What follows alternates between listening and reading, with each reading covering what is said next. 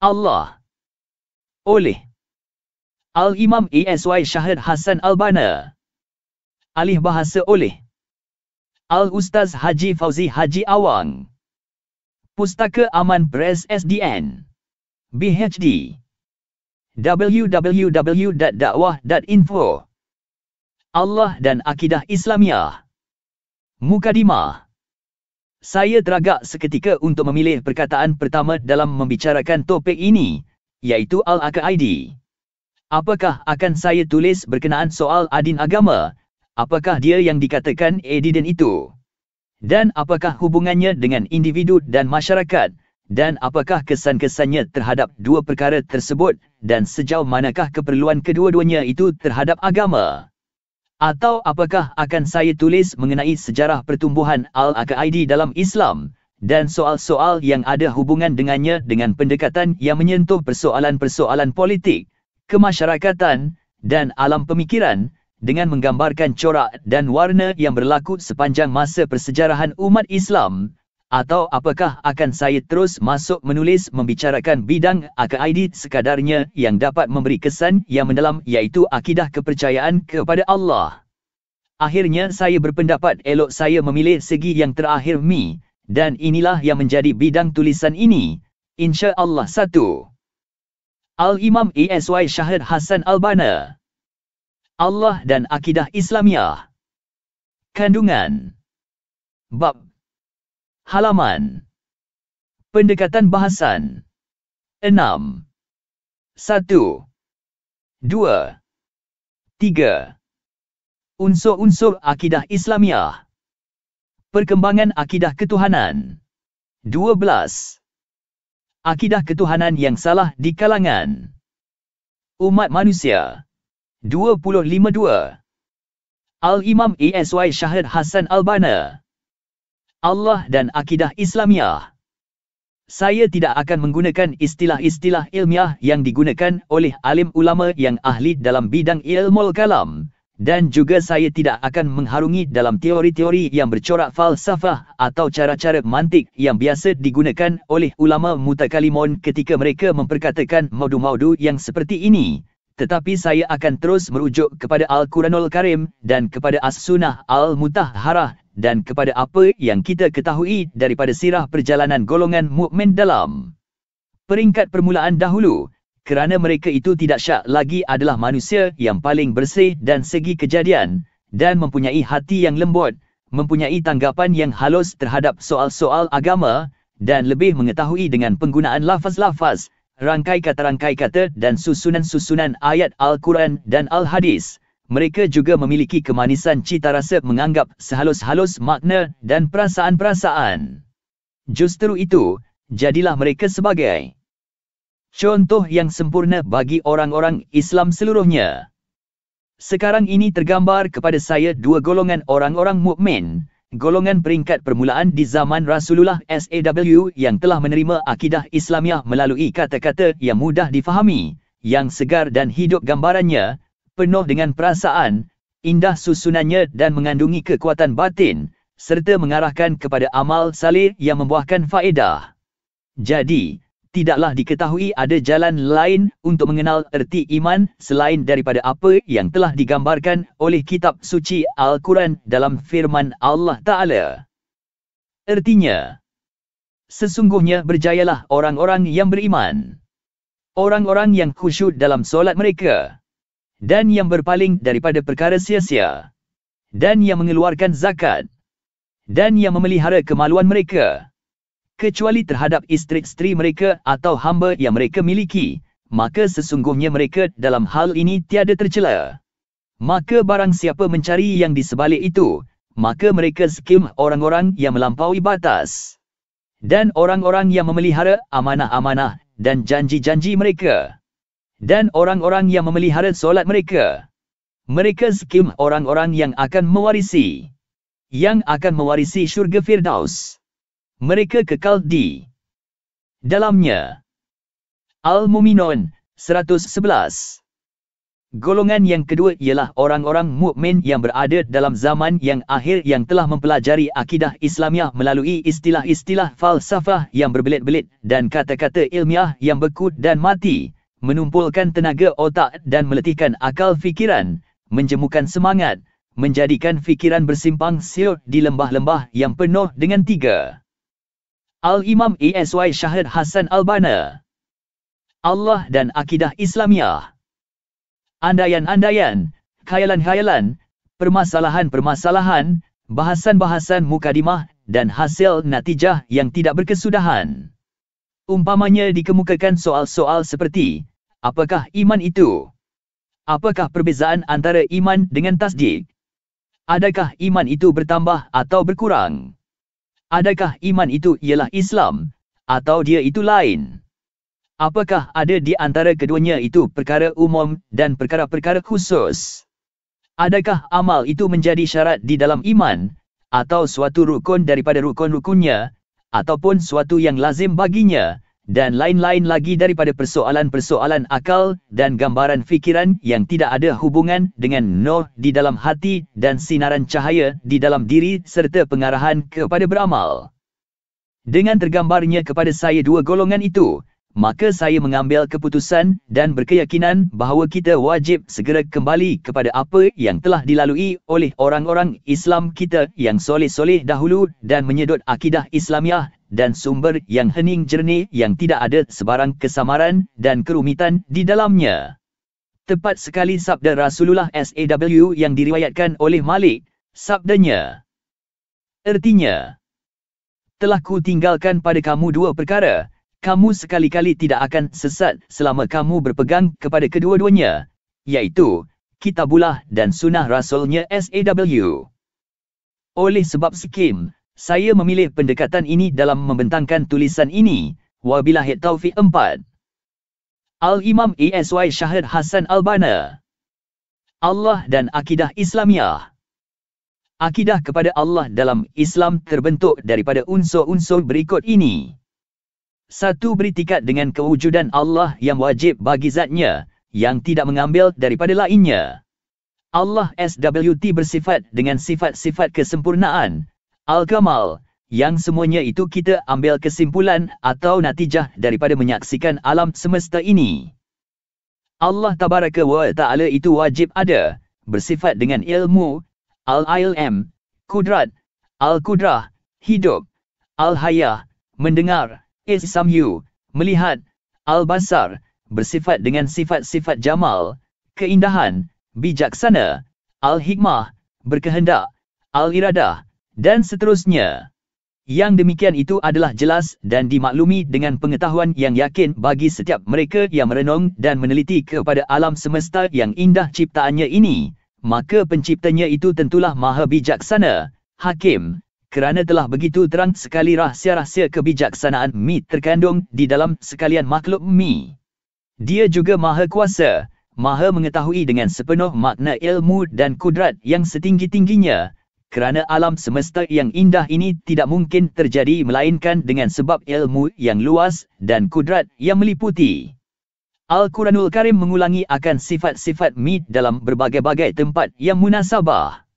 Di antara ayat-ayatnya yang lengkap menerangkan sifat-sifat ini adalah tersinting pada akhir surah Al-Hashr, iaitu, artinya, dialah Allah yang tiada Tuhan melainkan Dia, yang mengetahui yang gaib dan yang nyata, dialah yang maha pemurah lagi maha penyayang. Dialah Allah yang tiada Tuhan melainkan Dia, Raja, yang maha kudus, yang maha sejahtera, yang mengurniakan keamanan, yang maha memelihara, yang maha perkasa, yang maha kuasa, yang memiliki segala keagungan, maha suci Allah dan apa yang mereka persekutukan. Dialah Allah yang menciptakan, yang mengadakan, yang membentuk rupa, yang mempunyai nama yang paling baik. Bertasbih kepadanya apa yang ada di langit dan di bumi. Dan dialah yang maha perkasa lagi maha buaksana. Al-Hashr 22-24. 2. Menafikan sifat-sifat keserupaan, Al-Musyabahah, dan sifat kekurangan daripada Tuhan Pencipta, Al-Khaliq, SWT. Maka sifat berjisim itu ternafi daripada Allah kerana benda itu berubah-ubah. Sedang Al-Khaliq jauh 5. Al-Imam ASY Syahid Hasan Al-Banna. Allah dan Akidah Islamiah.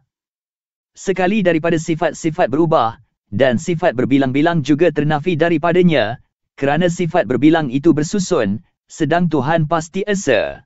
Sementara sifat kebapaan, menjadi bapa, dan keanakan, ada anak, kedua-duanya jauh daripada sifatnya kerana kedua-dua sifat itu berbahagi-bahagi dan berpisah-pisah, sedangkan Al-Khaliq tidak berjuzu-juzu dan begitulah seterusnya. Al-Quranul Karim mengakui hal ini dengan jelas dan membahaskannya dengan cara logik yang halus dan hujah yang memuaskan. Dalam menafikan sifat-sifat keserupaan, Al-Quran menjelaskan. Ertinya, Dia, pencipta langit dan bumi. Dia menjadikan bagi kamu dari jenis kamu sendiri pasangan-pasangan dan dari jenis binatang ternak pasangan-pasangan. Pula, dijadikannya kamu berkembang biak dengan jalan itu. Tidak ada sesuatu pun yang serupa dengan dia, dan dialah yang maha mendengar lagi maha melihat.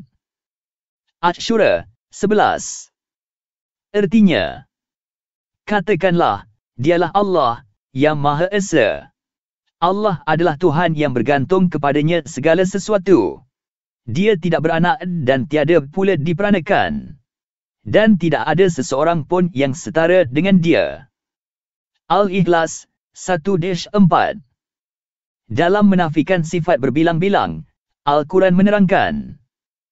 Ertinya, apakah mereka mengambil Tuhan-Tuhan dari bumi, yang dapat menghidupkan orang-orang mati? Sekiranya ada di langit dan di bumi Tuhan-Tuhan selain Allah, tentulah keduanya itu telah rosak binasa.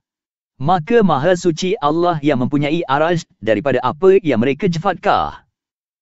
Al-Anbiya 21-22. Dalam menafikan sifat beranak pinak dan berbilang-bilang, Al-Quran menjelaskan. Ertinya, Allah sekali-kali tidak mempunyai anak, dan sekali-kali tidak ada Tuhan yang lain bersertanya. Kalau ada Tuhan bersertanya, masing-masing Tuhan itu akan membawa makhluk yang diciptakannya, dan sebahagian daripada Tuhan-Tuhan itu akan mengalahkan sebahagian yang lain. Maha suci Allah dan apa yang mereka sifatkan itu. Al-Mu'minun 91. Keterangan-keterangan yang seperti ini dapat kita lihat dengan jelas dalam banyak ayat Al-Quran yang membincangkan mengenai akidah umat-umat yang lampau. Ayat-ayat itu menafikan segala sifat yang membawa kekurangan, penyerupaan dan yang menunjukkan kelemahan Al-Khaliq. SWT 6. Al-Imam ASY Syahid Hasan Al-Banna. Allah dan Akidah Islamiah. 3. Akidah Islamiah sama sekali tidak menyentuh tentang hakikat dan keadaan zat dan sifat-sifat Allah SWT, tetapi sebaliknya dengan cara yang hati-hati dan halus menetapkan segi perbezaan dengan erti kata yang sebenar-benarnya antara keadaan zat Tuhan dan sifatnya dengan keadaan makhluk-makhluk dan sifat-sifat mereka. Dalam surah Al-An'am, Al-Quran menjelaskan. Ertinya, yang memiliki sifat-sifat yang demikian itu ialah Allah Tuhan kamu, tidak ada Tuhan melainkan Dia, pencipta segala sesuatu, maka sembahlah Dia, dan Dia adalah pemelihara segala sesuatu. Dia tidak dapat dicapai oleh penglihatan mata, sedang Dia dapat melihat segala yang kelihatan, dan Dialah yang maha halus lagi maha mengetahui. Hadis pula menerangkan. Ertinya, Al-An'am 102-103. Fikirkanlah tentang keadaan makhluk Allah, tetapi jangan kamu memikirkan tentang zat Allah, nanti kamu akan binasa. Memang suatu perkara yang jelas bahawa sikap yang demikian itu tidak boleh sedikit pun disalahkan kepada Islam, dan tidak boleh dikatakan bahawa Islam merupakan batu penghalang yang menyekat akal dan mengurangi kebebasan berfikir kerana akal manusia adalah merupakan tiang atau tonggak akidah di dalam Islam. Namun demikian, sehingga hari ini ia tetap merupakan pendirian atau keadaan lemah yang mutlak berhadapan dengan hakikat semua benda.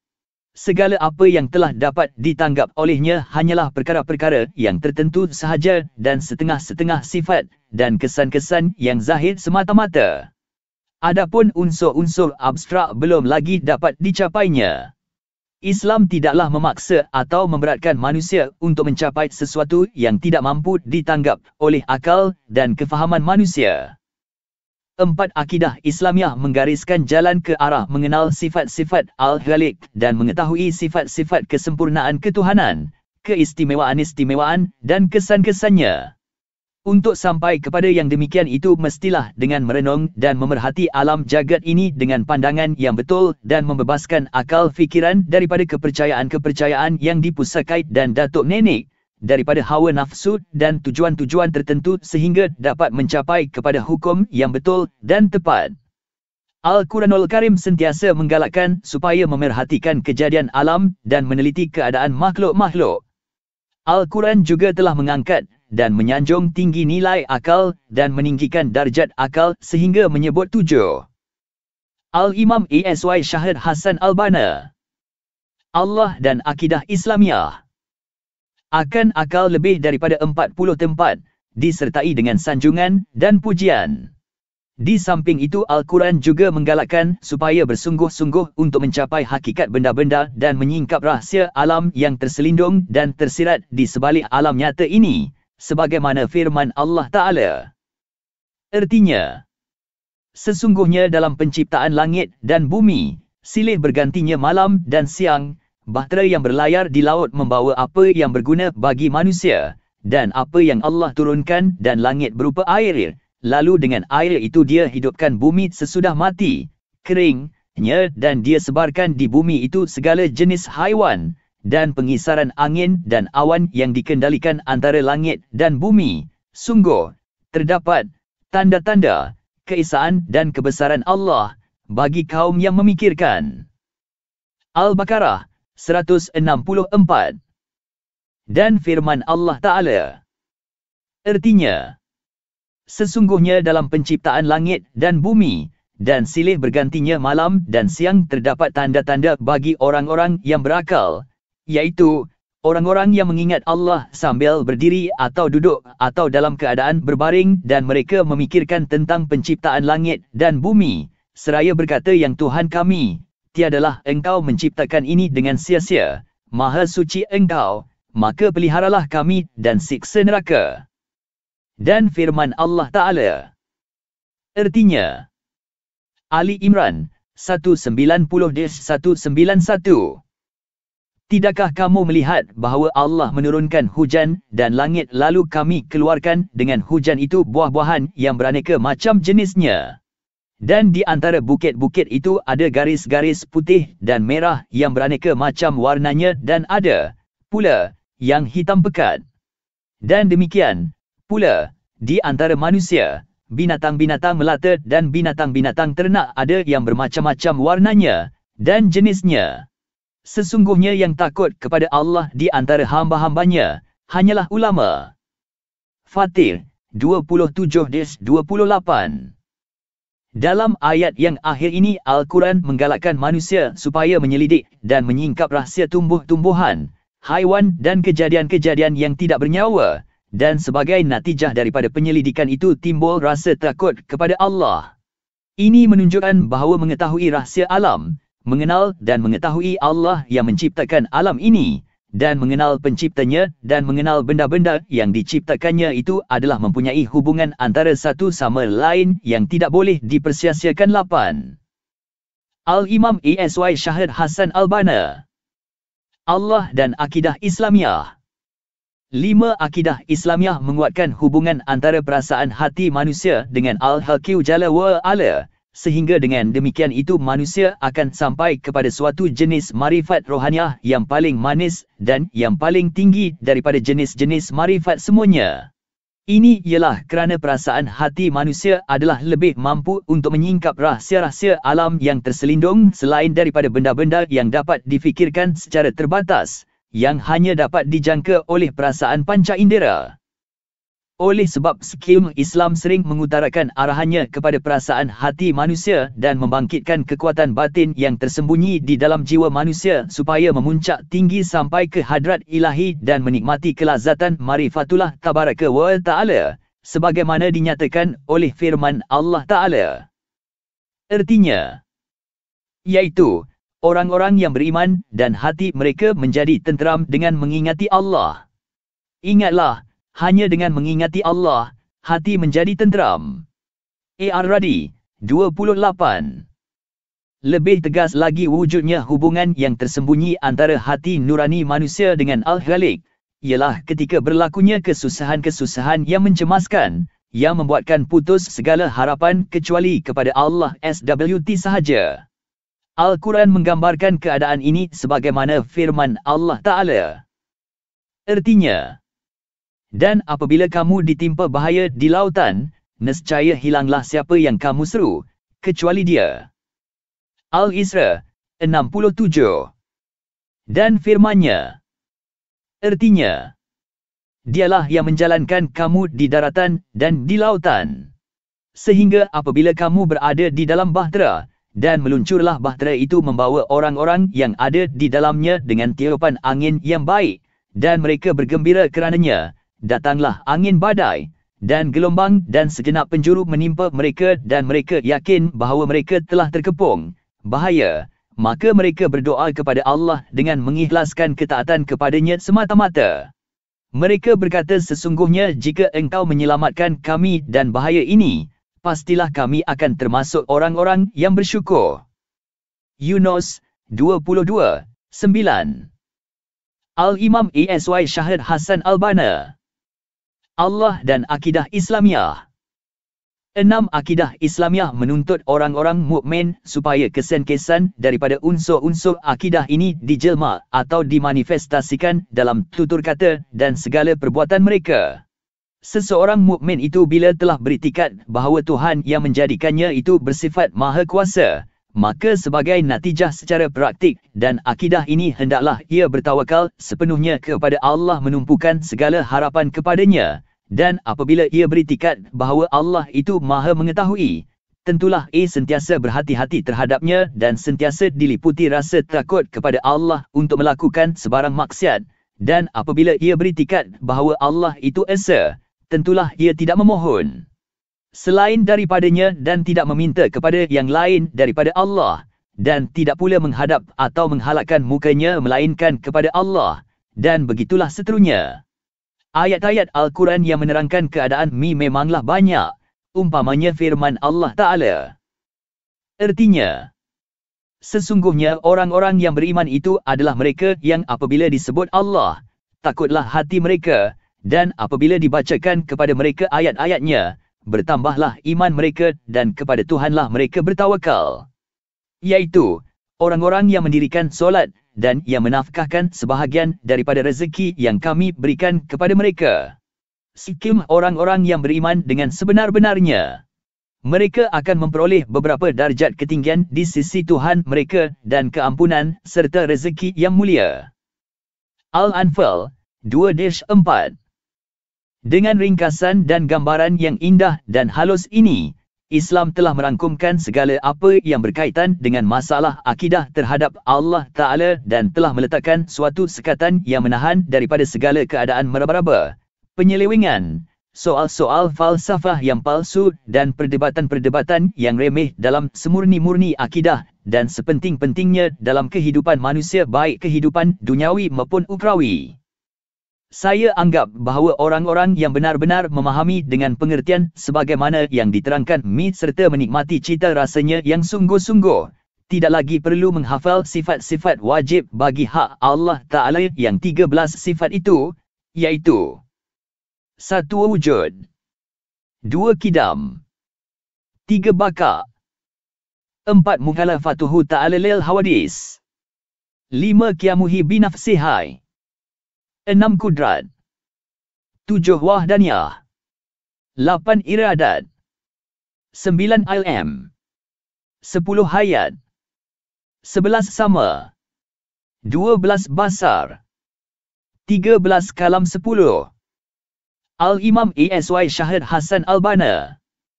Allah dan Akidah Islamiah. Dan baki lain-lain sifat 20 itu, sifat-sifat mustahil bagi hak Allah Ta'ala, iaitu lawan kepada sifat-sifat wajib, dan juga sifat hams, iaitu membuat segala yang mungkin ataupun tidak membuatnya sebagaimana kita telah menghafalnya dahulu. Mereka juga tidak lagi berkehendakan kepada kupasan yang panjang lebar ketika membicarakan masalah-masalah furu, cawangan, yang berhubung dengan soal akidah seperti bahasan mengenai sifat-sifat dan nama Tuhan, adakah iaitu tauqifiyah, ketetapan oleh syara, atau merupakan perkara kias, dan segala kaitan sifat-sifat itu adakah al-musamma, yang dinama, Sikim Ainul Ismi, zat nama itu, atau lainnya, dan adakah beramal itu menjadi syarat pada iman atau bukan syarat padanya, dan lain-lain lagi daripada soal-soal yang lebih banyak berhubung dengan falsafah dan bahasan akal daripada berhubung dengan akidah dan ketenangan hati.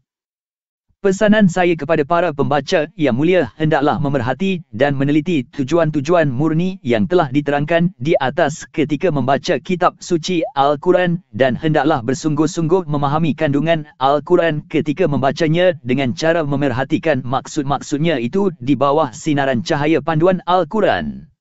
Dengan berbuat demikian, anda akan dapat merasa kelazatan dan pancaran cahaya yang tidak ada tuluk bandingnya. Adapun tentang pendapat orang-orang yang ingkar dan golongan mulhid, adhis, dan bagaimana hendak menolak pendapat mereka itu, akan saya bentangkan dalam huraian berikut, insya-Allah 11. Al-Imam Esy Syahid Hasan Al-Banna. Allah dan Akidah Islamiah. Pengenalan. Orang-orang yang ingkar terhadap ayat-ayat Allah berkata bahawa asas akidah ketuhanan itu adalah merupakan satu macam kelemahan manusia yang telah menguasai manusia pertama dahulu ketika mendapati dirinya kesepian di atas muka bumi ini, merayau dan sebuah gua ke sebuah gua, takut dirinya menjadi mangsa binatang buas, terasa sepi, gerun dan bingung berdepan dengan peristiwa-peristiwa alam yang ganjil pada pendengaran dan penglihatannya, sementara itu ia mencari perkara-perkara yang berguna dan yang menjadi keperluan hidup seharian, terdiri daripada makanan, minuman dan sesuatu untuk memanaskan badannya dengan apa jua jalan memperolehinya. Kadang-kadang ia juga merasa rehat dan lazat dalam melakukan pekerjaan-pekerjaan dan melihat pemandangan-pemandangan, sebagaimana ia juga merasa sakit dan penat ketika mengerjakan pekerjaan dan melihat pemandangan-pemandangan yang lain. Semuanya itu mendorong dirinya merasa takut dan ngeri terhadap benda-benda yang lebih kuat daripadanya, dan gemar kepada benda-benda yang berfaedah dan berguna kepadanya, dan tertarik kagum terhadap benda-benda yang menggembirakan hati dan menenangkan jiwanya. Lalu ia tunduk kepada suasana-suasana yang tersebut itu, dan zahirlah bentuk tunduknya itu dalam rupa pengabdian dan bertuhan.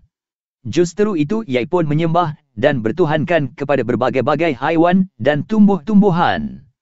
Ia juga menyembah dan bertuhankan orang-orang yang lebih kuat daripadanya, menyembah dan bertuhankan matahari, bulan, bintang dan planet-planet, membuat patung-patung dan lambang-lambang, dan mereka cipta berbagai-bagai gambar dan upacara penyembahan untuk menggambarkan perasaan-perasaan hati terhadap penyembahan tersebut. Ia menyembah dan bertuhankan api dan cahaya, kebaikan dan kejahatan. Untuk semuanya itu didirikanlah rumah-rumah penyembahan. Kemudian datanglah rasul-rasul mengeksploitasi dan mengambil kesempatan dalam hidup manusia dengan menggunakan kepercayaan manusia yang tersebut itu, lalu mengemukakan kepada manusia akan akidah mengenai Allah, sedangkan akidah yang dikemukakannya itu hanyalah suatu perkara khayal dan waham yang tidak pun wujud dan tidak ada hakikat, hanya dipercayai oleh orang-orang bodoh tepi jalan yang terpedaya dengan sangkaan-sangkaan yang subur dengan perkara-perkara dongeng. Adapun orang-orang 12. Al-Imam Esy Syahid Hasan Al-Banna.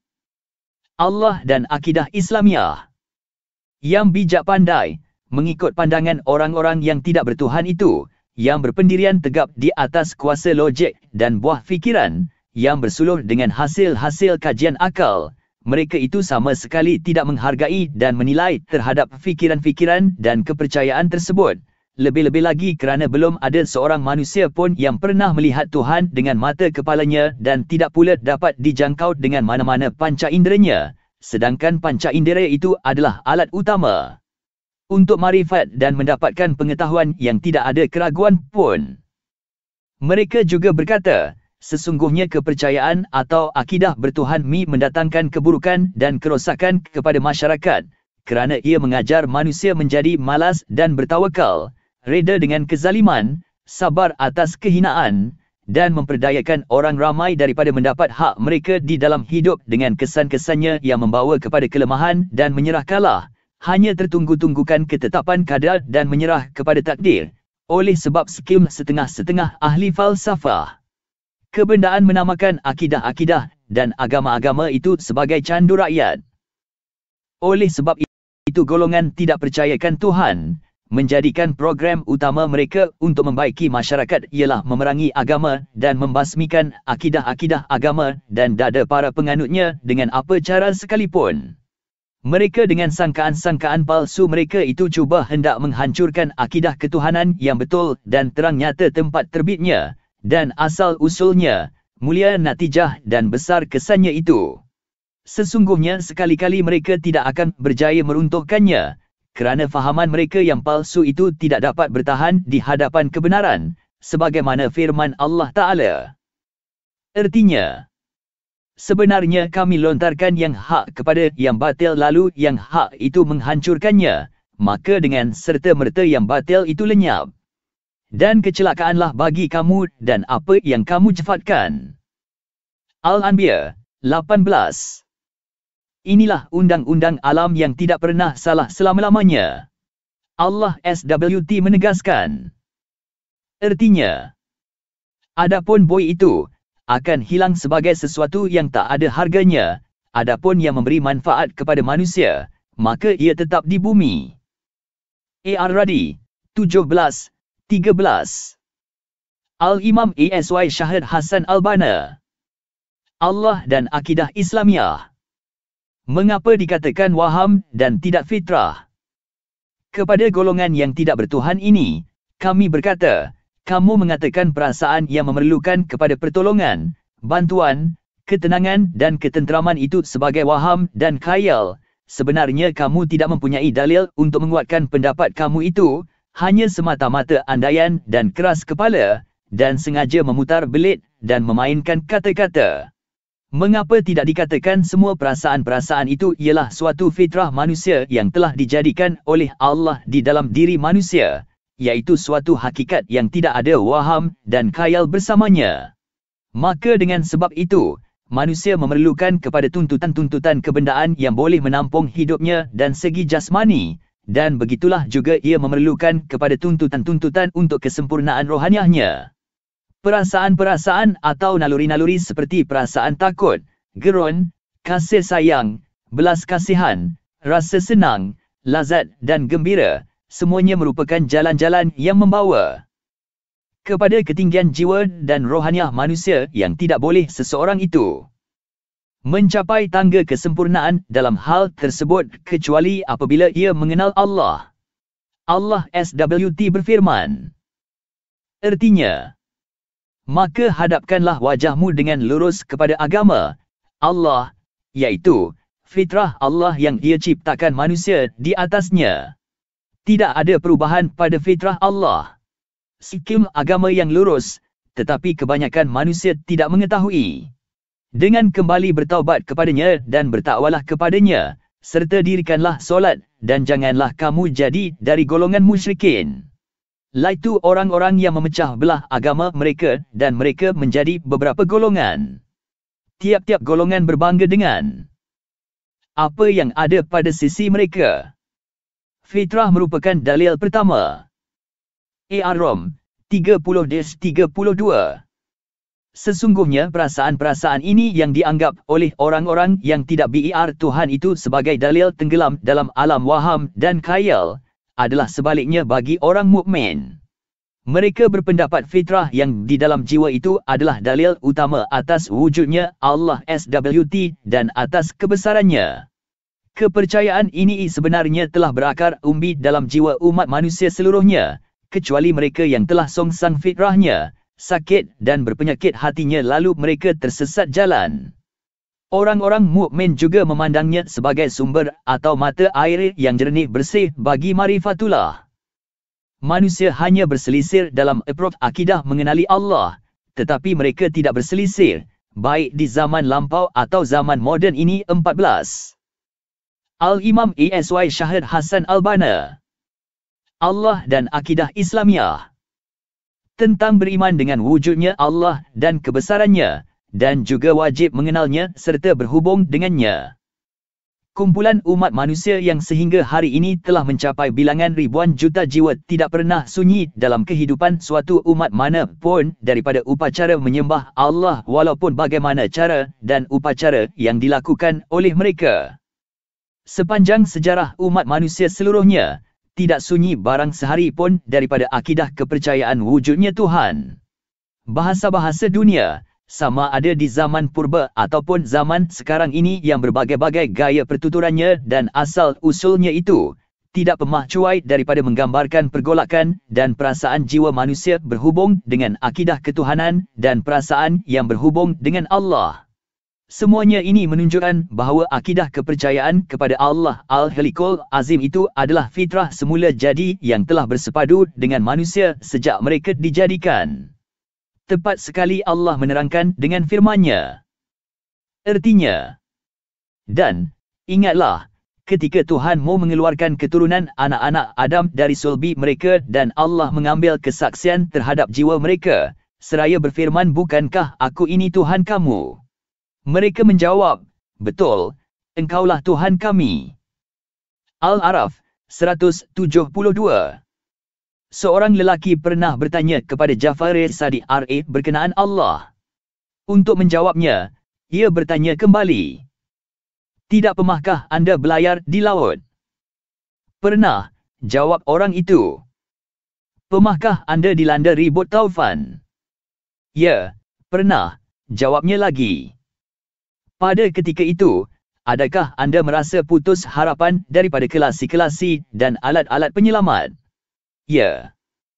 Adakah terlintas di hati anda dan tercetus di dalam jiwa anda pada ketika itu bahawa di sana ada yang kuasa menyelamatkan anda jika ia mahu? Ya, ada, jawab orang itu. Sikim dia Allah Ta'ala. Keadaan dan peristiwa yang seperti inilah yang diisyaratkan oleh Al-Quran 15. Al-Imam ASY Syahid Hasan Al-Banna. Allah dan akidah Islamiah. Artinya, dan apabila kamu ditimpa bahaya di lautan, nescaya hilanglah siapa yang kamu seru, kecuali dia. Al-Isra 67. Dan firman Allah Ta'ala. Artinya, dialah yang menjalankan kamu di daratan dan di lautan. Sehingga apabila kamu berada dalam bahtera, dan meluncurlah bahtera itu membawa orang-orang yang ada di dalamnya dengan tiupan angin yang baik, dan mereka bergembira kerana datanglah angin badai, dan gelombang dari segenap penjuru menimpa mereka, dan mereka yakin bahawa mereka telah terkepung bahaya, maka mereka berdoa kepada Allah dengan mengikhlaskan ketaatan kepadanya semata-mata. Mereka berkata, sesungguhnya jika engkau menyelamatkan kami dari bahaya ini, pastilah kami akan termasuk orang-orang yang bersyukur.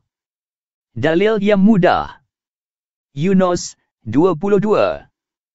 Oleh kerana tempat terbit yang pertama bagi akidah kepercayaan kepada Allah itu ialah fitrah insaniah, sifat semula jadi manusia, maka setengah-setengah ahli falsafah berpendapat bahawa wujudnya Allah SWT dan segala perkara yang berhubung dengan kewujudannya termasuklah keagungannya yang am.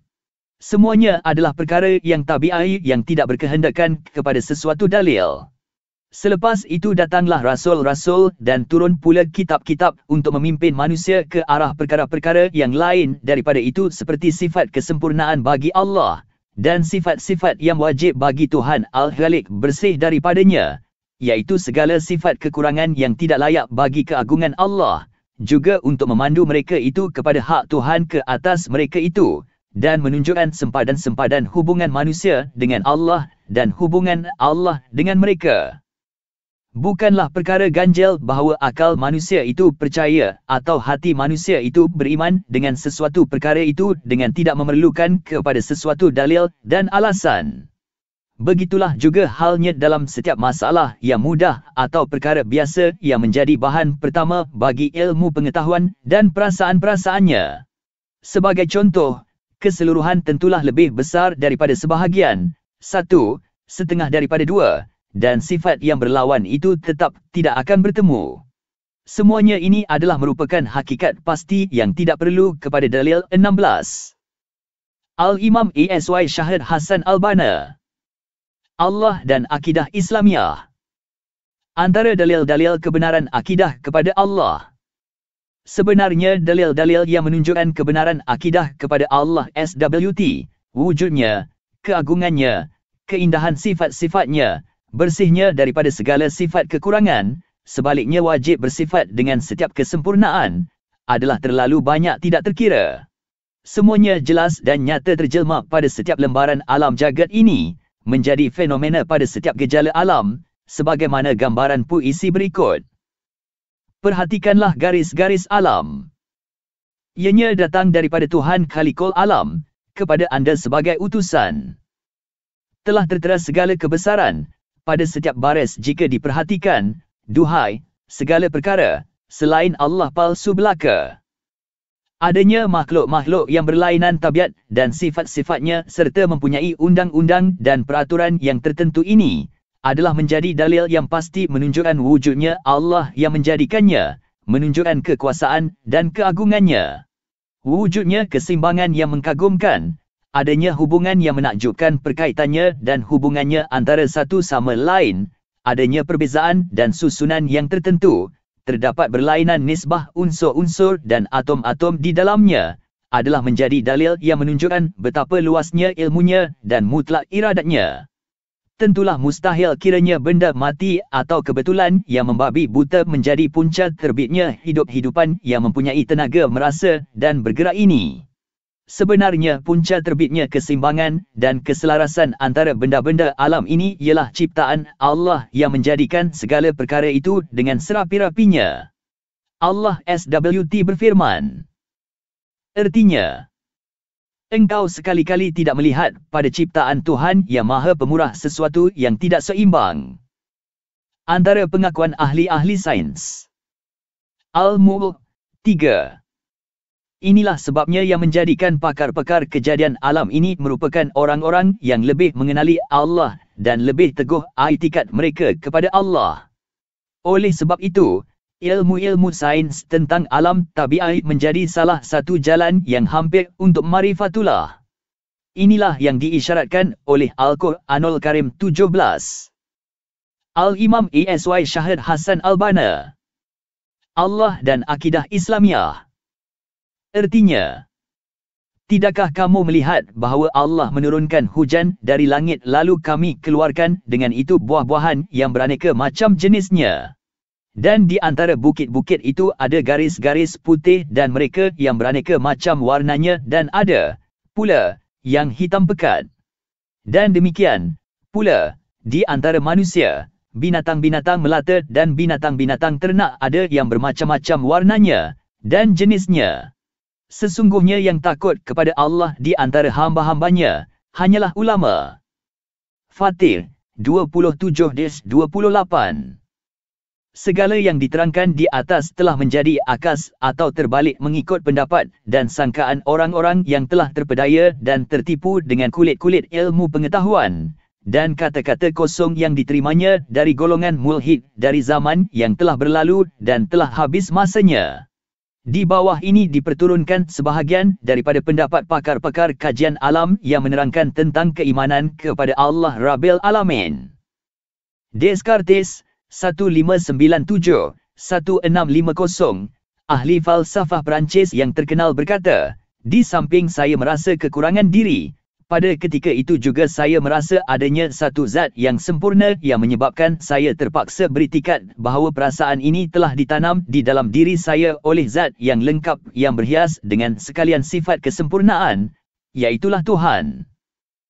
Isaac Newton 1642-1727, ahli falsafah dan pakar sains British pula berkata, jangan kamu syak tentang Tuhan Al-Khaliq kerana tentulah tidak masuk akal bahawa undang-undang alam ini berlaku dengan cara kebetulan begitu sahaja. Sementara Harzel pula berkata, semakin luasnya medan ilmu pengetahuan, makin bertambahlah pula dalil-dalil yang kuat tentang wujudnya Tuhan Al-Khaliq yang azali, yang tidak ada batas dan kesudahan bagi kadratnya.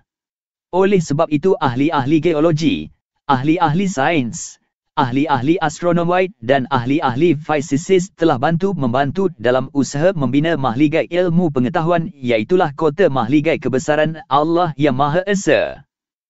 Herbert Spencer, 1820-1903, ahli falsafah Inggeris juga menggambarkan keadaan ini dalam tulisannya mengenai pendidikan di mana beliau berkata, sains menentang segala khurafat, tetapi tidak menentang agama itu sendiri. Dalam banyak ilmu tabi'i yang tersebar sekarang ini terdapat roh atau semangat tidak mempercayai Tuhan, tetapi sains yang benar yang telah mengatasi ilmu-ilmu yang mendatar, yang mendalami dasar fakta-fakta ilmiah adalah bersih dan bebas dan semangat yang tersebut itu. Ilmu tabi'i atau fisikis sebenarnya tidak menolak agama, tetapi penumpuan kepada ilmu tabi'i itu merupakan suatu ibadat tersembunyi dan juga sebagai pengakuan tersembunyi terhadap nilai benda-benda yang kita kaji selidik dengan susah payah itu.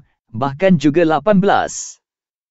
Al-Imam Esy Shahid Hasan Al-Banna, Allah dan Akidah Islamiah terhadap kekuasaan Tuhan yang menciptakannya itu. Penumpuan ini bukanlah tasbih secara lisan, malah ianya merupakan tasbih secara praktikal, bukan juga sebagai penghormatan secara pengakuan, tetapi penghormatan yang melahirkan buah pengorbanan masa dan pemikiran serta perbuatan. Ilmu sains dalam amalannya tidak melalui jalan paksaan untuk memberi kefahaman kepada manusia bagi mencapai keadaan sebab pertama iaitu Allah, tetapi penyusun program kepada kita dengan program yang terang dalam usaha memberi kefahaman kepada kita supaya mengetahui. Keadaan-keadaannya meliputi seluruh batas yang tidak mampu untuk melintasinya. Kemudian ilmu ini tegap bersama-sama kita dengan lemah lembut dan santun di akhir batas kajian yang kita buat itu. Kemudian selepas itu ia memperlihatkan kepada kita suatu cara yang tidak pun sama dengan kecilnya bentuk akal manusia menghadapi fikiran yang tidak dapat dicapai oleh akal. Kemudian ia membawa beberapa contoh, katanya. Seorang sarjana yang melihat setitik air, ia mengetahui air itu tersusun daripada dua unsur iaitu oksigen dan hidrogen dengan nisbah atau kadar yang tertentu yang mana jika nisbah itu tidak seimbang ia akan menjadi bahan yang lain, bukan lagi sebagai air. Dengan pengetahuan itu, pastilah sarjana itu akan beritikat dan mempercayai akan keagungan Tuhan Al-Khaliq, kudratnya, hikmatnya, dan ilmunya yang maha luas. Tentulah iktikat atau kepercayaannya itu lebih kuat daripada iktikat seorang yang bukan sarjana atau ahli tabi'i yang hanya memandang setitik air itu sahaja. Begitu juga seorang sarjana yang melihat seketul air batu, ketulan kecil air batu yang turun ketika hujan, yang mengandungi keindahan bentuk geometri dan halasnya bentuk padunya. Tak syak lagi ia dapat merasa akan keindahan Tuhan Al-Khaliq yang menciptanya itu, dan betapa halus hikmatnya. Tentulah ia lebih banyak mendapat kefahaman dibandingkan dengan seorang yang tidak mengetahui tentangnya, selain dan pada ia itu hanya air hujan yang telah beku kerana terlampau sejuk. Keterbatasan akal manusia. Ahli-ahli fikir dan cerdik pandai sepakat mengatakan bidang pemikiran dan akal manusia itu amat terbatas untuk menjangkau semua hakikat benda-benda yang dapat dirasa oleh panca indera, apalagi tentang tenaga dan benda-benda yang tidak termasuk di bawah jangkauan indera manusia. Meskipun usaha penyelidikan dan kajian terus-menerus dilakukan yang memang merupakan tugas dan kerja penting para sarjana yang tidak terpisah dari bidang profesionnya itu, akan tetapi oleh kerana akal itu terbatas, tidaklah dapat dicapai segala data dan sifat-sifatnya yang tertentu. Adapun mengenai benda-benda abstrak, belum pun lagi dapat dicapai oleh skop pencapaian penyelidikan 19. Al-Imam Esy Shahid Hasan Al-Banna, Allah dan Akidah Islamiah, Manusia, dan mengikut pakar-pakar ilmu, banyak lagi benda-benda yang tak akan dapat dicapai oleh kajian sarjana-sarjana. Makin bersungguh dalam usaha penyelidikan untuk mencapai natijahnya, makin bertambah sulit hakikat benda-benda itu untuk diselesaikan. Oleh yang demikian, maka sebahagian daripada sifat-sifatnya itu masih terbiar tidak terolah. Akal manusia belum pun dapat menemui hakikat unsur-unsur, makin bertambah mendalam kajian di sebalik hakikatnya, makin bertambah komplikatednya sehingga menambahkan lagi jahilnya tentang benda itu.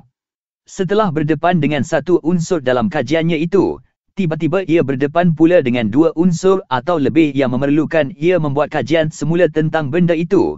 Katakanlah sebagai contohnya tentang tenaga alam yang terang nyata kesan-kesannya dalam kehidupan kita ini, pun masih banyak yang tidak diketahui hakikat-hakikatnya yang sebenar, umpamanya tenaga elektrik, tarikan besi berani, zar etir, daya grafiti dan lain-lain lagi nama-nama, kata-kata andaian-andaian dan istilah-istilah ilmiah yang telah direka oleh fikiran manusia sebagai usaha untuk berselindung di sebalik kejahilannya itu. Allah Ta'ala berfirman, artinya, dan tidaklah kamu diberi ilmu melainkan sedikit. Al-Isra 58. Seluruh ahli fikir sekata bahawa kelemahan akal untuk mengetahui keadaan hakikat benda-benda atau kerana tidak mengetahuinya itu, bukan bererti benda-benda itu tidak ada atau terlindung, tetapi sebenarnya ia jelas dan nyata, dapat dilihat kesan-kesan dan sifat-sifatnya yang tersembunyi mengandungi berbagai-bagai rahsia yang halus dan rapid sekali keadaannya. Memang fitrah manusia itu sebenarnya sentiasa mendorong manusia selama-lamanya untuk mengenal Allah. Segala fenomena alam ini dan segala benda yang ada di dalamnya termasuk diri manusia itu sendiri, adalah menjadi dalil kewujudan Allah dan kebesarannya. Akal manusia sekali-kali tidak dapat mengingkarinya. Dalil kewujudan Allah itu memang jelas dan terang. Sebenarnya hati manusia apabila bersih dan bersinar, ia akan dapat merasai hakikat kelazatan iman dengan Allah. Pernah ditanya salah seorang al-arifin tentang dalil-dalil yang meyakinkannya beriman kepada Allah. Lalu ia tersenyum sambil berkata, hari apabila menjelang pagi, tidak perlu lagi kepada lampu, bilakah hari siang itu memerlukan sesuatu tanda? Keterbatasan akal manusia untuk mendapatkan hakikat zat Tuhan Al-Khaliq dan sifat-sifatnya, juga terbatasnya panca indera manusia untuk sampai kepada sesuatu yang berhubung dengan zat Allah, bukanlah bererti Tuhan itu 20. Al-Imam Esy Syahid Hasan Al-Banna. Allah dan akidah Islamiah. Tidak ada, boleh dinafi dan boleh diingkarkan. Sebagaimana akal dan panca indera manusia itu telah menyerah kepada kuasa yang ada pada benda-benda alam yang tidak dapat diketahui akan hakikatnya, maka sepatutnya ia juga wajib menyerah kepada Tuhan yang menjadi kuasa yang tersebut itu dan menyerah diri kepadanya. Allah berfirman, artinya, kita disuruh agar menyerahkan diri kepada Tuhan semesta alam. Manakah satu jalan yang lebih baik? Al-An'am 71. Adapun tuduhan yang mengatakan akidah ketuhanan itu telah membawa kesan negatif terhadap masyarakat, itu adalah suatu tuduhan yang tidak berasas sama sekali. Tuduhan ini tidak dikeluarkan melainkan oleh si jahil dengan sejarah perkembangan manusia atau orang yang takabur menyombong dalam kebenaran tanpa sesuatu dalil dan bukti. Sebenarnya kerosakan-kerosakan yang mereka sebutkan itu tidaklah berlaku kecuali ketika manusia telah meninggalkan akidah ketuhanan, atau mereka beriman tetapi tidak mengikut jalan yang sebenarnya. Obat yang paling mujarab untuk mengubati kerosakan itu ialah iman dan ilmu pengetahuan, bukannya dengan ingkar dan kufur. Intisari keimanan orang-orang yang beriman kepada Allah SWT yang sebenar ialah mereka penuh yakin bahawa Tuhan yang Maha Esa itu wajib ada, bersifat dengan semua sifat kesempurnaan, suci bersih daripada segala sifat kekurangan, tidak ada ilmu yang lebih luas daripada ilmunya, tiada kudrat yang lebih besar daripada kadratnya, dan tidak ada kesempurnaan yang lebih mulia daripada kesempurnaannya. Ia sentiasa berada bersama-sama mereka walau di mana sahaja mereka berada. Ia melihat dan mendengar, tetap mengira setiap apa yang mereka kata dan apa-apa yang mereka kerjakan. Ia telah memerintahkan mereka dengan semua perkara yang baik untuk diri mereka dan juga untuk orang lain. Ia menegah mereka dan semua perkara yang jahat bagi diri mereka dan juga orang lain.